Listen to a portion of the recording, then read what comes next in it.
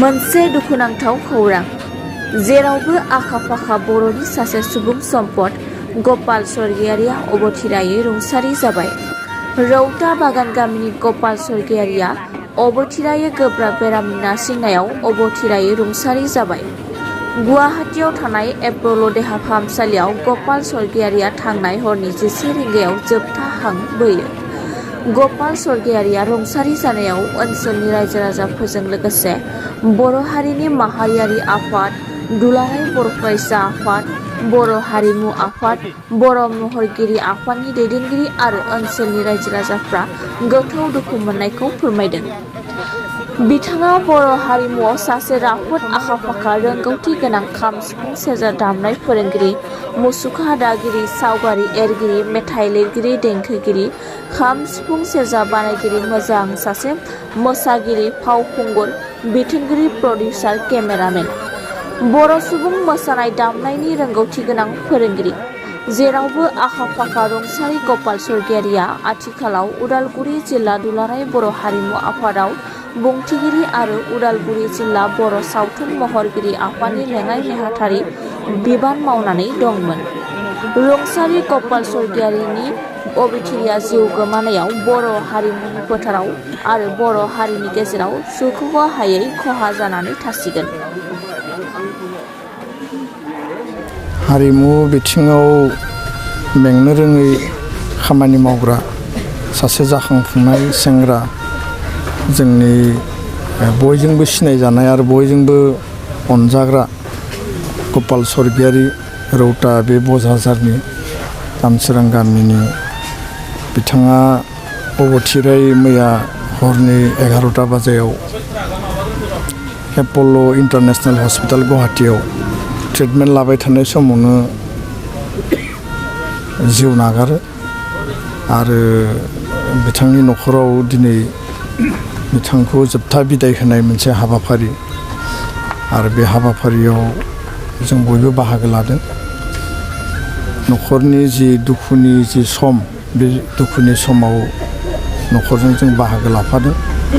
गपाल स्वर्गियारि बिथांनि जि सोरगोआरि जिउमा इसोरनि खाथियाव जाहाथे आलो गोजोनै थानो हायो, गोजोनै थानो हायो, बिनि थाखाय आनान गसाइनियाव आर'ज गाबदों।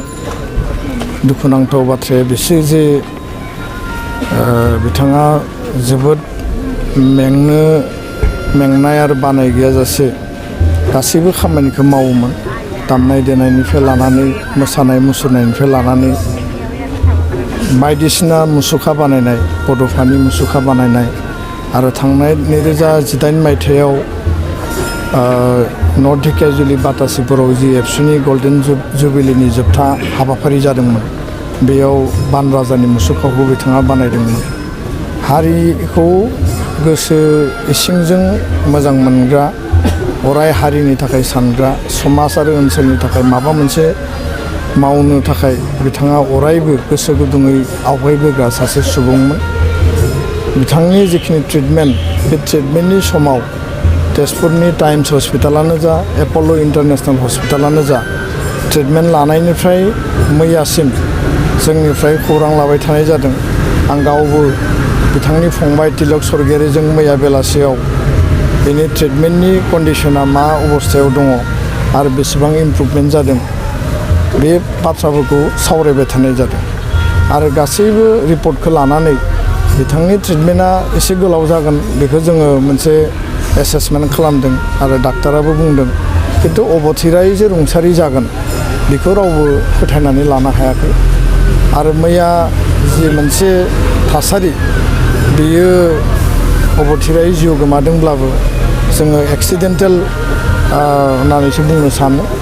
बेयाव जिखिनि बेखौ ट्रिटमेन्ट खालामनायनि मोनसे लास्ट मुहुर्त, माखासे बेयाव जर जुलुमै बाय'प्सि खालामनायनिफ्राय लानानै आरो फारसेथिं डायलिसिस खालामनायनिफ्राय लानानै गोबां बिथाङा माने अस्थिर अबस्थायाव जोबथा हांखौ नागारो। दा बेखौ लानानै जोङो खोब सिनसियार जानांगोन आरो जोंनि बेबायदि आगोमा बेक्तिफोरा जाहाथे हारिनिफ्राय गोमालाङा अबथिरायै।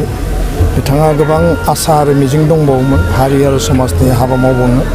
बे आद्रा सिमांफोरखौ जोङो ज'है बयबो हारिमु आफादानो जा एबसुआनो जा जोङो बयबो लोगो नांनानै जाफुंसार होनांगोन आरो लोगोसेयैनो बिथांनि जिखिनि हाबा मावनाय बेखौ जोङो जुगामि खालामनानै गालांनायनि थाखाय जोङो उननि समाव सावरायनानै हाबाफारि लानांगोन होननानै आङो बुङो आरो दिनै बे दुखुनि समाव गोबां खोथा बुंनो खुगायाव राव फैयाखै दुखुनि थासारिखौ जोङो बयबो न'खरजों लोगोसे आनस'फाबाय आं बेखिनिखौनो फोरमायबाय गोजोन्थों। बर'नि सासे मुंदांखा माने हारिमु अनफावरि फारफ्रोमबो बिथिंनिफ्रायनो आखा फाखा मोसानाय सिफुं सुनाय खाम दामनाय सेरजा हुनाय आरो मेथाइ खननायावबो खम नङामोन आरो बिथाङा माने महरगिरि महरै एक्टर महरै आरो बिथाङा माने मा होनना बुङो स्काल्पचार जायखौ माने मुसुखा दानगिरि गासैबो बिथिंनिफ्रायनो सासे आखा फाखा बर' जोहोलाव बर' सेंग्रा बेखौ आङो गोबां समनिफ्रायनो लोगो मोनबोबाय थादोंमोन। बिथाङा दिनै अबथिरा जिउ नागारनो गोनां जाबाय। आं दिनै बिथांनि जोबथा बिदाय समाव बिथांखौ बेहाय बिदाय होनो फैदों। खोब दुखु गोनां खौरां बेबायदि मुल्यबान सासे सुबुं धोन सुबुं सम्पद बेक्ति जोंनि गेजेराव दिनै जों खोमानानै लानो गोनां जाबाय। बे खहाखौ जों सुफुंख' हायै खहा होननानै बुंनांगोन। हारिनि गेजेराव माहारिनि गेजेराव बे सुख' हायै खहा। आङो बिटिआर सरकारनि जानानै न'खरनि दुखुनि समाव दुखु फोरमायबाय आरो बिथांनि सोरगोआरि जिउआ जाहाथे सोरगोआव थांनानै आलो गोजोनै जायगा मोनो आं बेखौनो दिनै आफा इसोरनिसिम आर'ज गाबबाय। जोबोद दुखुनांथावना खौरां होननानै जों बयबो साननानै लादों।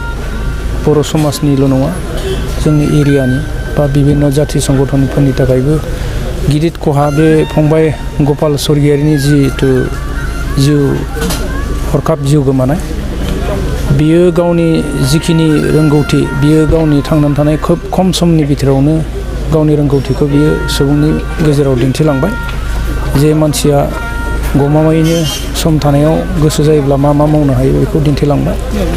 जे गिदिर खहा जादों जोंनि आं माने नर्थ इस्ट पाब्लिक स्कुलनि एज ए फाउन्डार बा चेयारमेन जानानै बेखौ गिदिर दुखु फोरमायदों।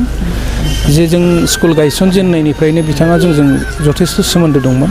जोंनि फरायसालियाव बर' ट्रेडिसनेल डान्सआनो जा सङानो जा बेखौ फोरोंनो थाखाय बिथाङा मोनसे आं बिथांनिफ्राय जोबोद सहायबो लानाय जादों। जेरै खाम सिफुं सेरजा बिथाङा आंनो जगायनानै होदोंमोन आरो बिदिनो गावनि स्टुडेन्टसफोरानो माखासे फोरोंनो हानाय जयगथा थानायलाय बिथाङा फरायसाफोरखौनो माखासे फोरोंनायनि मोनसे बेबस्था आंनोबो खालामनानै होदोंमोन।